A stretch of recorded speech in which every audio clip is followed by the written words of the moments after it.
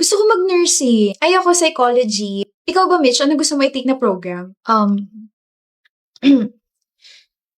Hindi ko alam eh. Pinag-iisipan ko pa. Pinag-iisipan? Pero ang totoo, hindi ko talaga alam kung anong gusto ko. Oh, Insan! Long time no see ah. Ano? Architect ka na ba, Mitch? Hindi pa eh. Huh? Eh di ba 2 years ka nang graduate? Anong gagawin mo sa tinapos mo? Nag, nagre-review pa kasi ako para kapag nag-take ako, sure na pasado na. Ah, Nagre-review? Pero ang totoo, hanggang ngayon hindi ko alam kung anong gusto kong trabaho. revise this, Mitch. Po, Bingi ka ba o bobo lang? I said revise that paper. mali po lahat. Gumraduate ka ba talaga ng magna cum laude? Sabi ko, i-revise mo yung paper. Eh di mali lahat! Kaya ka siguro hindi nagtitake ng board exam for the architecture kasi bobo ka, no? O baka naman nag-take ka na tapos bumagsak ka lang. Buisit. Gusto ko nang umuwi. Galit na naman si boss kay Mitch. Ano pa bang bago? Alam mo, naaawa na rin ako minsan kay Mitch eh. Pero para siyang taong bato na walang pakiramdam sa mga nakapaligid sa kanya, nakakairita. Ano kayang mararamdaman niya kapag nalaman niyang pinarevise sa kanya yung paper kahit wala namang mali doon? I mean, puro tama yung mga pinapasa niyang paper pero grabe, nakakaloka talaga si boss. Naku, mukhang wala pa rin namang magiging reaksyon yun. Baka nga kapag sinampal siya, magtrabaho lang yun eh. Ang weird niya, no? I'm just glad na we're not friends with her.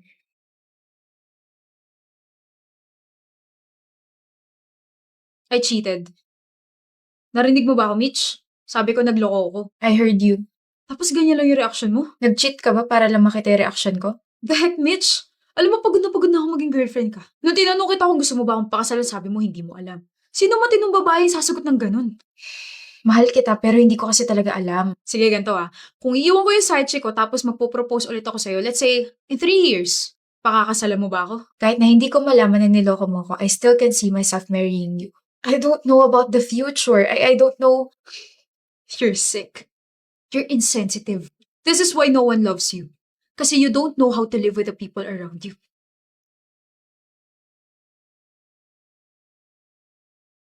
Did you just call me para kumain sa labas? I doubt. Ano ba kasing problema mo, Mitch? I mean, alam ko naman na break na kayo ng ex mo, pero kasi may something eh. I don't know. Huh? Pwede ba yun? Hindi ko alam kung saan ako pupunta, Sofia. Uy, malapit na tayo sa bahay niyo. Ano sinasabi mo, I don't know where you are going? Wait, are you crying? Everyone around me, they figured out kung ano gusto nilang gawin sa buhay. Ano gusto nilang trabaho, program, and they have this future and their mind is sobrang clear, but I don't know where I'm going. Hindi ko alam kung saan ako papunta. Hindi ko alam kung bakit ganito yung nararamdaman ko. Para akong, para akong binuhay lang para mabuhay sa mundong to. Hindi ko maintindihan yung sinasabi mo, Mitch. Well, I took up architecture just because I feel like it's gonna be easy for me to draw, but that's not what happened. Akala ko, magiging masaya ako, pero nag-aaral lang ako para pumasa. You know, nagdo-drawing lang ako kasi yun yung required ng prof. I managed to graduate, but I don't see myself as an architect kaya hindi ako nag-take ng board exam and pumasok na lang ako sa corpo pero gumigising na lang ako kasi kailangan ko ng pera. Tapos niloko ako ng ex ko. Kasi sabi niya, I don't have any future plans kasama siya. Ano magagawa ko? Nahihirapan nga ako. Alam naman pakasalan ko siya eh, hindi ko nga alam kung ano yung gusto ko. Mitch, Hindi nga ako masaya. Nahihirapan akong maging masaya. I don't enjoy my life right now. Hindi ko alam kung saan papunta tong buhay ko ngayon. And this is making me frustrated na parang I just live to exist. I'm sorry. I just I just needed to let this out. You don't have to say anything. Okay, fed up na ako sa buhay ko. Sige na, umuwi ka na. Tanggapin mo tong letter na sinulat ko para sa'yo, Kingsley. Love letter? Huh? Maybe. Saan ka pupunta? Alis na. Babasahin ko to habang nasa harap kita. Oh, nakakahiya. Kinsley, I've known you since last year and I could still remember how you made my heart throb in pain. Miski dugo ko umaalon kapag nakikita kita. Gusto ko lang malaman mo na I admire you and your personality. Genesis. Genesis, ang corny nun. It's short and cute. First time ko makareceive ng ganito. Seryoso? Oo, but anyway, bakit in pain? Di ba dapat kinikilig ka or something like that? Ano ka? May sakit sa puso? Paano mo nalaman? Wait, what? Hindi naman malala. Pero ayun, mas nananaig yung sakit kapag kinikilig ako. Mamamatay ka na ba? Huh? Alam ko ang vulgar ko, pero hindi nga malala sakit ko. Kalma, Kinsley. Feeling ko tuloy nag-aalala ka para sa akin. Nag-aalala talaga ako kasi what if mamatay ka dahil sa akin? Yung tipong pagkakita mo sa akin, kinilig ka tapos inatake ka. Wag! Ayoko! Bakit ka natatawa? Di ba dapat na-offend ka? Mainis ka sa akin para mawala yung feelings mo sa akin. Sorry ka. Pero isa sa mga nagustuhan ko sa'yo ay yung strong personality mo. Kaya, mahirap yung gusto mo. I'll keep liking you no matter what. Hoy, bakit? Kakakilala ko pala sa'yo, pero bakit ang ano? Bakit ang charming mo, ha? Visit. Shucks. This is so not me. Excuse me, I have to go. Thank you, Rito. See you when I see you, Kinsley. Thank you for reading my letter. Happy birthday, Kinsley. Binigyan mo pa rin ako ng regalo. Ayaw mo ba? Gusto. Notebook. Ang hirap mo talagang basahin. Hindi ko alam kung impressed ka ba sa notebook na yan or disappointed ka. Notebook na may poems. Sinulat mo? Hey, oo. Mahilig ka talaga magsulat, no? Sobra. Tapos alam mo ba? Kinikilig ako. Huh? Sabi mo nahihirapan kang basahin ako kaya ayan. I just told you what I felt.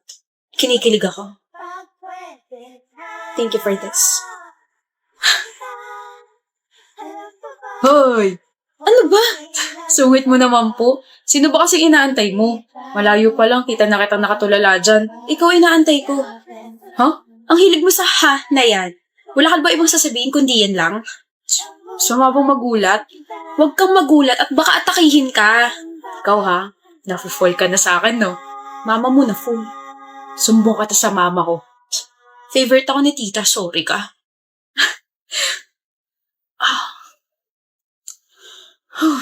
Kalma. Kinsley? Bakit nandito ka pa? Inaantay si Genesis. Uwian niya na, diba? Kanina pa siya hindi nagre-reply sa akin eh. Kanina pa sinugod sa ospital si Genesis. Mukhang tuluyan na nag-fail yung heart niya eh. Sabi niya hindi naman malala sakit niya eh. Kinsley, nag-flatline na daw siya. Ano? Gusto ko na umuwi. Hindi pa pwede. Sorry. Nagulat ba kita? Kinsley? Hi. Tagal mong gumising. Muntik na ako mainip kakaantay sa'yo. Last week pa kaya ako gising. Alam ko, pero ang tagal pa rin nung 2 months kang tulog. Ayun, sabi ni tita, mag-focus daw muna ako sa exam ko, kaya kahit gising ka na pigil pa rin ako sugurin ka rito. Nag-alala ka, no? Kala mo, patay na ako, no? Malamang! Nag-flatline ka eh. Tsaka pag namatay ka, paano na kami? Paano na ako? Ha? Ano yun? Kung kailan gustong-gusto na kita, tsaka mo ako iiwan? Huwag ganun, oy! Oh. Araw-araw nagsusulat ako para sa'yo. Lamunin mo yung mga letters ko. Mabusog ka sana dyan. Kinsley. Tsaka huwag ka masyadong kiligin at baka ano pang mangyari sa'yo. Kalmang kilig lang, okay? Tsaka na rin yung I love you ko kapag tayo na tsaka nakalabas ka na sa ospital. Eh di tayo na. Gusto mo bang i-bound ko yung swero mo sa noo mo? Manahimik ka nga.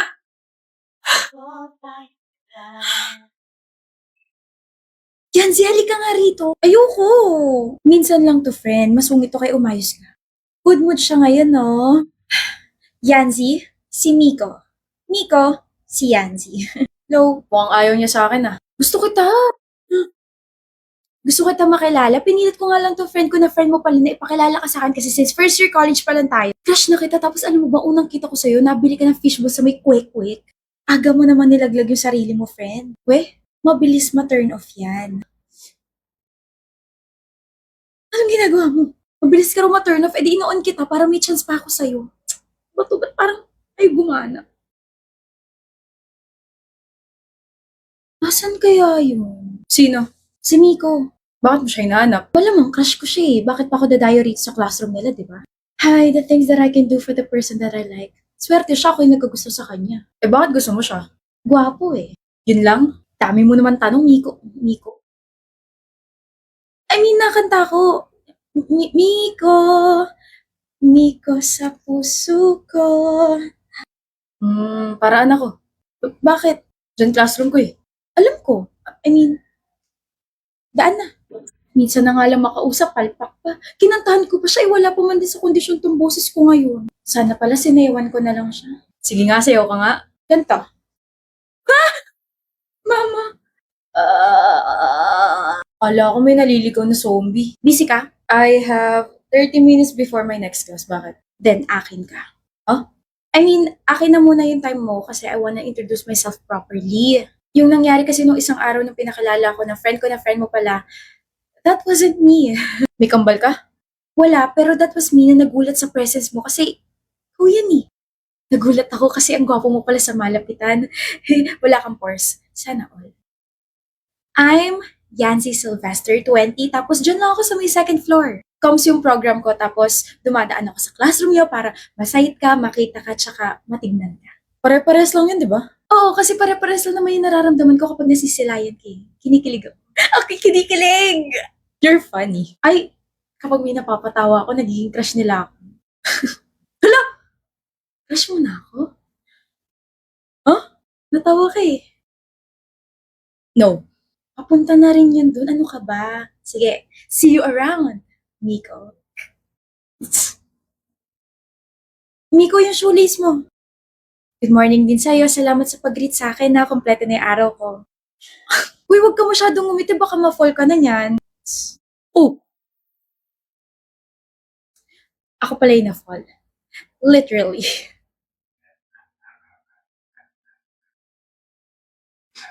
Hi, Miko. Hey. Nagkita na naman tayo. Kaya nga eh.